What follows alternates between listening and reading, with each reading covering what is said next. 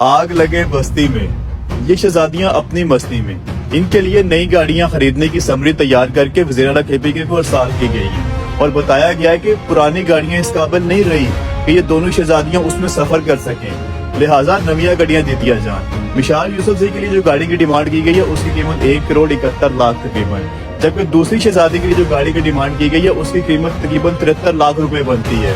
इनके बाप का मुल्क है ना, इनके बाप का पैसा है। हमें जहाज के ट्रक की बत्ती के पीछे लगाया हुआ है और खुद अय्याशियां कर रहे हैं। मतलब अगर आपने हुकूमत में आके यही काम करने हैं तो फिर आप में और नून लीग और पीपल्स पार्टी वालों में क्या फर्क है?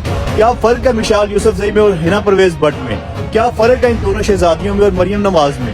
वो भी तो अवाम के पैसे से अय्याशियां कर रहे हैं और ये लोग भी अवाम के पैसे से अय्याशियां कर रहे हैं। पहले दिन से ये मुफाद परस्त तबका जो हमारी पार्टी में घुसा हुआ इमरान खान के कॉज को, इस कौम के कॉज को नुकसान पहुंचा रहा है, लेकिन ना इनको शर्म आती है और ना इनके हैंडलर्स को, जिन लोगों ने इनको अपना मशीर वजीर लगाया हुआ है, उनको भी शर्म नहीं आती।